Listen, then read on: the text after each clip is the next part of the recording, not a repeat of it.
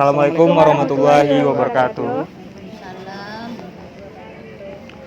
Baik Bapak, Ibu semua, kami bertiga mahasiswa dari Universitas Andalas, tepatnya di Ilmu Kesehatan Masyarakat. Pada kali ini kami diberikan tugas oleh Bapak kami yaitu untuk melakukan pemanfaatan media promosi kesehatan. Di sini kami bertiga, saya sendiri Rahmat Fail Kaisario, biasa dipanggil Fadil. Saya Indah Yofi Permata Putri, biasa dipanggil Indah. Saya Diki Gimnasdian, biasa dipanggil Agim. Baiklah, tujuan kami ke sini mungkin bisa dijelaskan oleh rekan saya. Nah, tujuan kami ke sini, Bu, ingin memberikan informasi mengenai penerapan protokol kesehatan di pasar ini. Nah, Kenapa kami melakukan ini? Yaitu kita tahu kalau di pasar ini para penjual itu tentu akan sering berinteraksi dan akan bertemu dengan para pembeli nantinya. Nah, kita sebagai penjual kan tidak tahu notabene si pembeli itu apakah dalam keadaan sehat ataupun sakit. Maka dari itu kita sebagai penjual tentunya butuh protokol kesehatan bagi diri kita sendiri agar memproteksi dan menjaga diri kita dari penyebaran virus COVID-19. Nah, untuk penjualan hari ini kami menggunakan media yaitu brosur. Nah, brosurnya kami bagikan di masing-masing.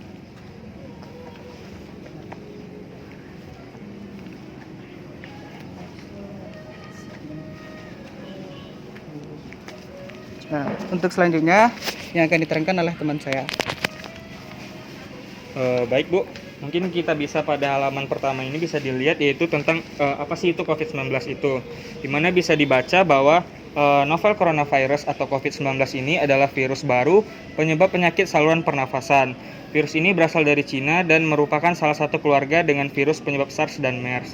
Nah, pada brosur itu terdapat ada 5 gejala klinis, yaitu ada demam, batuk pilek, gangguan pernafasan, sakit tenggorokan, lemah maupun lesu. Mungkin kalau dari Bapak dan Ibu pernah mengalami gejala ini, mungkin bisa melakukan proteksi dari awal sejak dini. Nah, berikut itu ada beberapa pencegahannya ya. Pencegahannya itu mungkin bisa Ibu baca di kotak warna kuning, di mana ada 7 pencegahan, di mana pertama itu kita harus sering cuci tangan pakai sabun. Kemudian kedua kita mesti menggunakan masker. Yang ketiga kita harus mengkonsumsi gizi seimbang. Kemudian juga kita hati-hati harus apabila kita kontak dengan hewan. Kemudian juga kita harus rajin berolahraga.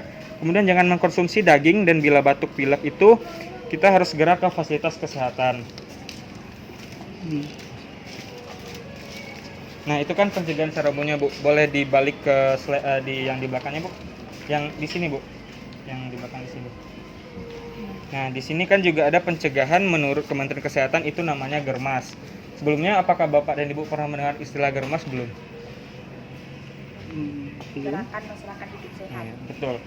Germas ini merupakan kepanjangan dari Gerakan Masyarakat Hidup Sehat, di mana ada beberapa cara-cara yang telah diberikan oleh Kementerian Kesehatan itu ada beberapa poin. Mungkin bisa Ibu silakan, Bu. Sebelumnya ini proses.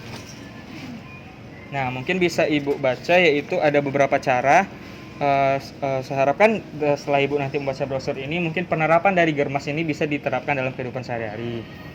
Nah, mungkin yang paling krusial atau yang paling penting bagi seorang penjual di pasar ini tentu penerapan protokol yang berkaitan dengan penggunaan masker dan juga cuci tangan pakai sabun. Nah, untuk pemakaian masker dan cuci tangan pakai sabun ini akan dijelaskan oleh teman-teman saya. Baiklah, dipersilakan kepada Agim terlebih dahulu.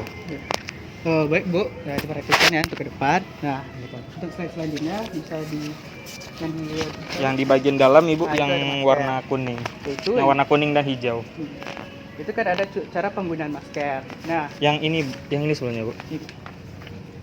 Ya, cara betul. penggunaan masker.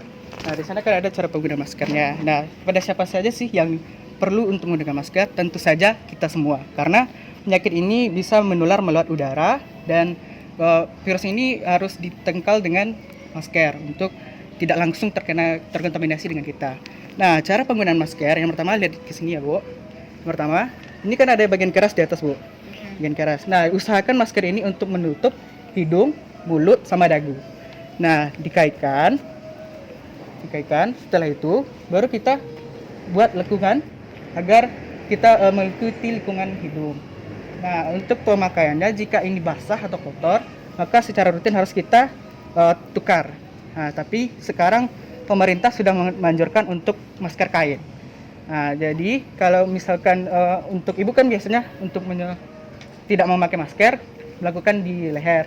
Jangan lakukan itu karena bisa menumpukan kuman-kuman Bakteri. yang ada di yang melakukan banyak kuman yang tertumpuk di sana. Nah, untuk selanjutnya, Boleh Bu.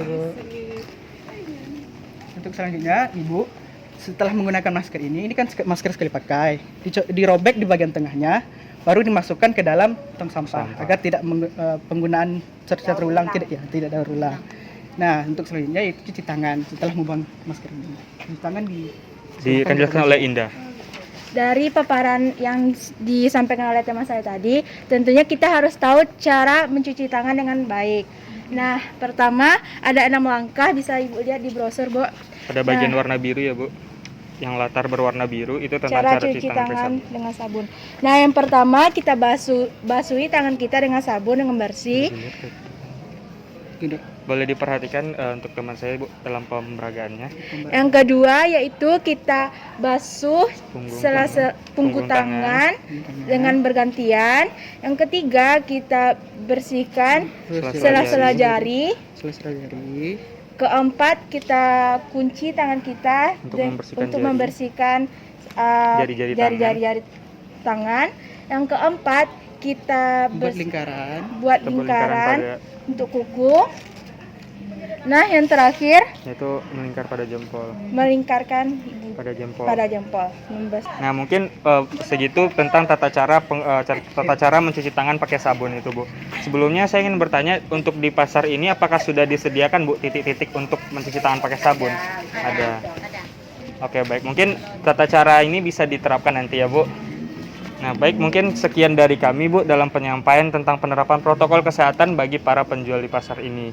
Kami harapkan dengan adanya pemberian informasi ini, penambahan edukasi ini dapat meningkatkan sanitasi dan juga proteksi diri bagi para penjual di pasar ini. Ya. Nah, untuk selanjutnya, apakah penjelasan hari ini Ibu memahaminya atau mengerti? Jika ada pertanyaan, dipersilahkan. Apakah ada pertanyaan Bapak dan Ibu semua? Tidak ada. Oke. Terima kasih, Bu. Ini sebagian kecil dari kami, Bu. Kami ingin memberikan masker, semoga bermanfaat ya, Bu. Semoga bermanfaat ya, Bu.